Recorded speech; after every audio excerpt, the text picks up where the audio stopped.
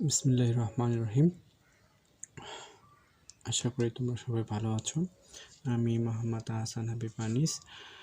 আমার ইউটিউব চ্যানেলের নাম হচ্ছে আনিস ইউবিসি। আমি এখানে এইচএসসি আইসিটি অনার্স বিবিএ শাখার হিসাব বিজ্ঞান, ফিনান্স ও এইচএসসি বিএম শাখার হিসাব বিজ্ঞান, accounting, cost accounting, business math ও বিবিএ বিজনেস স্ট্যাটিস্টিক্স নিয়ে আলোচনা করব ইনশাআল্লাহ। তো তোমরা যারা আমার এই ভিডিওটা দেখতে পাচ্ছ অবশ্যই শেয়ার করবে এবং বন্ধু বান্ধবদের মাঝে ছড়াই দিবে এবং সাবস্ক্রাইব করতে ভুলবে না। আর তোমাদের এক একটা সাবস্ক্রাইব আমাকে নতুন করে ভিডিও তৈরি করতে অনুপ্রাণিত করবে। তো গত ক্লাসে আমি আলোচনা করেছিলাম এইচএসসি আইসিটি বিষয়ের নাম্বার সিস্টেমের উপর 15তম লেকচার। আজকে হচ্ছে আমার এসএসসি আইসিটি নাম্বার সিস্টেমের উপর 16তম লেকচার। আজকের বিষয় হেক্সাডেসিমেল সংখ্যা থেকে বা অক্টাল সংখ্যায় রূপান্তরণ। আমরা একটা হেক্সাডেসিমেল সংখ্যা থেকে সেটা কিভাবে অক্টাল সংখ্যায় রূপান্তরণ করতে পারি সে বিষয়ে আমরা আলোচনা করব।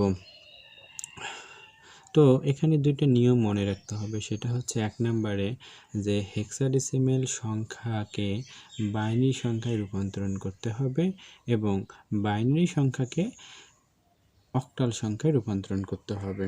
কারণটা হচ্ছে যে আমরা জানি যে হেক্সাডেসিমেলের ভিত্তি হলো 16।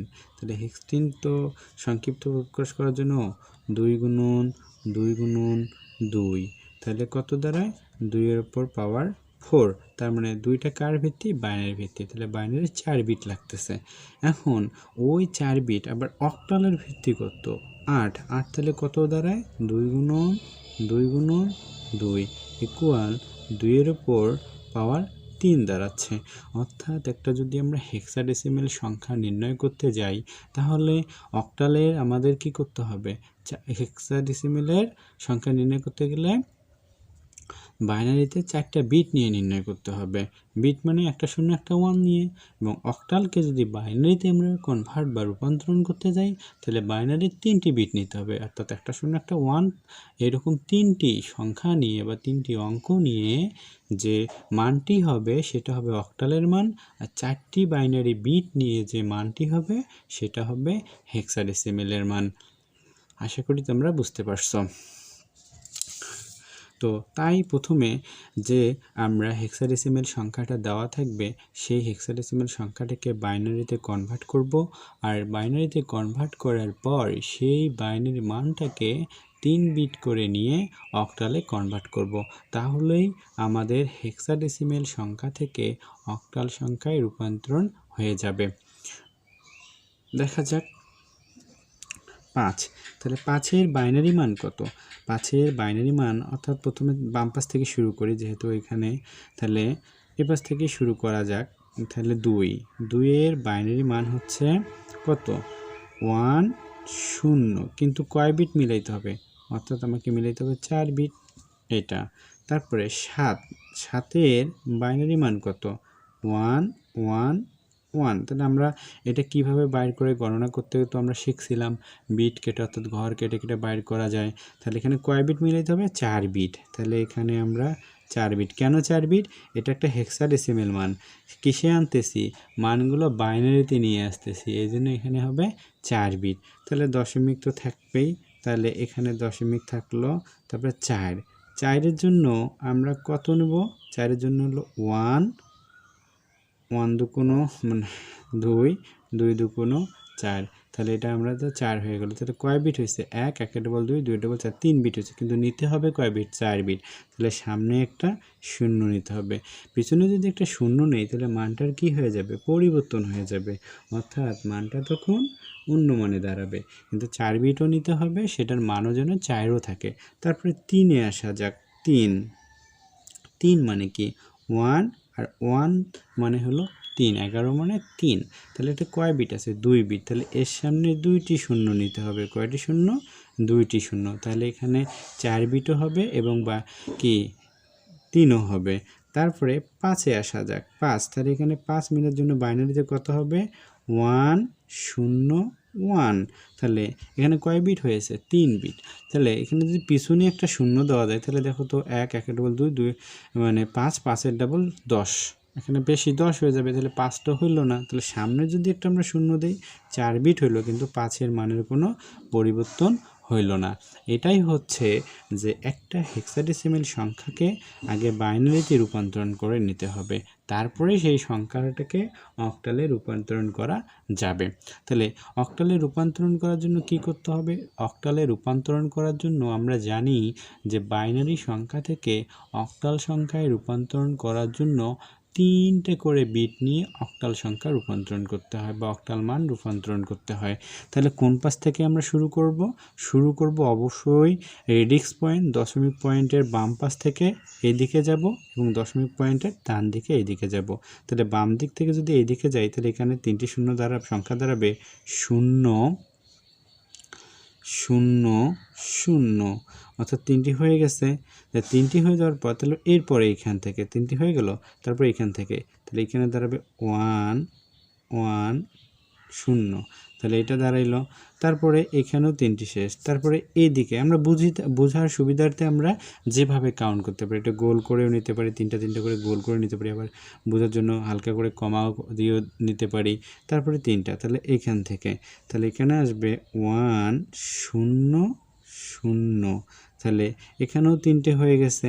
তাহলে 3টে যদি হয়ে যায় তাহলে আবার দেখো 0 0 0 0 0 0 0 0 1 0 1 1, তারপর 0 0 1 0 0 1, তাহলে এখানে থাকতেছে কি 0 1 0, তাহলে এখানে লিখব 0 1 0, তাহলে 1 0, তারপর দশমিকের পর আমরা কোন দিকে যাব? এই দিকে। তাহলে এই দিকে চলে গেলে এখানে তাহলে প্রথমে 0 1 1, তাহলে এইখান পর্যন্ত, তারপর এদিকে যাব তাহলে 1 থাকে, তাহলে এখানকার 2টা 0 0 0, তারপরে 1 0, তাহলে আমরা যাচ্ছি কোন দিকে? ডান দিকে যাচ্ছি।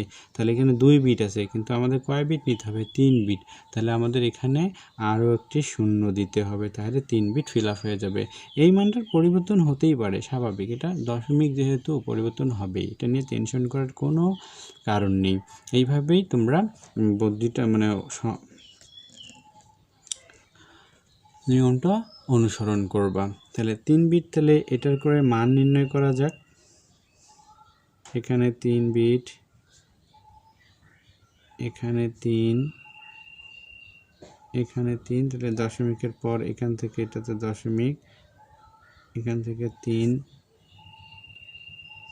এখান থেকে 3, এখান থেকে 3।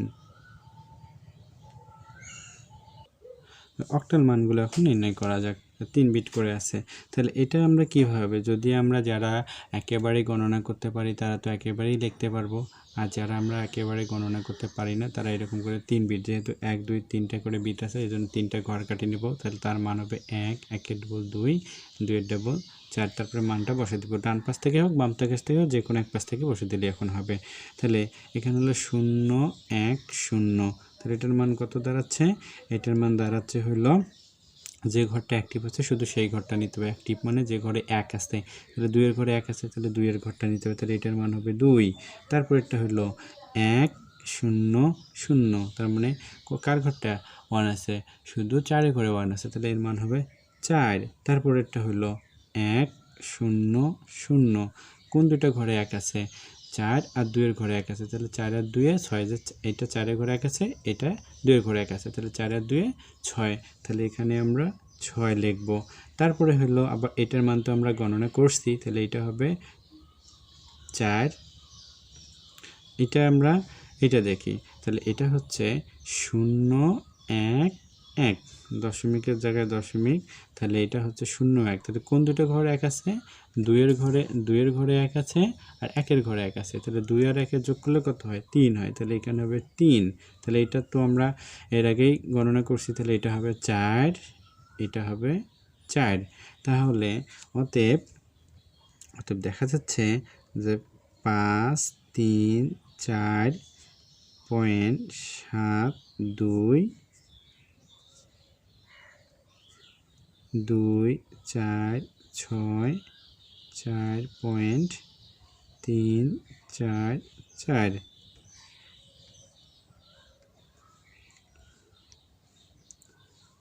তাহলে এটা একটা অক্টাল দশমিক সংখ্যা হেক্সাডেসিমাল সংখ্যা থেকে অক্টাল মান নির্ণয় হলো। তা আমি একেবারেই ভগ্নাংশ দিয়ে করে দিয়েছি, কারণ হচ্ছে ভগ্নাংশ যদি তোমরা বুঝতে পারো অবশ্যই তার পূর্ণ অংশগুলো করতে হবে। ভগ্নাংশ মানে এই যে এটা ভগ্নাংশ, এটা ভগ্নাংশ, এটা হলো পূর্ণ অংশ। তাহলে ভগ্নাংশ যারা বুঝতে পারো ভগ্নাংশ অঙ্কটা অবশ্যই পূর্ণ অংশ করতে পারবা সেম একই রকম। তাহলেই আমাদের হেক্সাডেসিমাল সংখ্যা থেকে অক্টাল সংখ্যা যখন করতে হবে তখন অবশ্যই মনে রাখতে হবে দুইটি নিয়মের কথা, যে হেক্সাডেসিমাল মানকে আগে বাইনারি সংখ্যায় রূপান্তরণ করে নিতে হবে। হেক্সাডেসিমাল মানকে কী করতে হবে? বাইনারি সংখ্যায় রূপান্তরণ করে নিতে হবে। হেক্সাডেসিমাল সংখ্যাকে বাইনারি সংখ্যায় রূপান্তরণ করব, তারপরে বাইনারি সংখ্যাকে অক্টাল সংখ্যায় রূপান্তরণ করব, অর্থাৎ হেক্সা থেকে বাইনারি, বাইনারি থেকে অক্টাল। তাহলেই আমাদের হেক্সাডেসিমাল সংখ্যা থেকে অক্টাল সংখ্যায় রূপান্তরণ হবে। তাহলে অবশ্যই বন্ধুরা তোমরা যারা লেকচারটা শুনতে পারতেছো অবশ্যই শেয়ার করবা আর কমেন্ট করবা ভালো মন্দ দিক নিয়ে, আর লাইক দিতে ভুলবা না, এবং সেই সাথে অবশ্যই সাবস্ক্রাইব করবা। তোমাদের এক একটা সাবস্ক্রাইব আমাকে নতুন করে অনুপ্রাণিত করবে ভিডিও তৈরি করতে। এটাই হচ্ছে আজকের সংখ্যা পদ্ধতির রূপান্তরণের শেষ লেকচার, অর্থাৎ আমরা যে দশমিক থেকে হেক্সা পর্যন্ত রূপান্তরণ করতে পারি। আরেকটা আমাদের লেকচার আছে, সেটা আমরা পরবর্তীতে দেখব। তো আজকে এই পর্যন্তই, দেখা হবে নেক্সট কোনো ক্লাসে অন্য কোনো টপিক নিয়ে। সবাই ভালো থাকবে, সুস্থ থাকবে, আল্লাহ হাফেজ।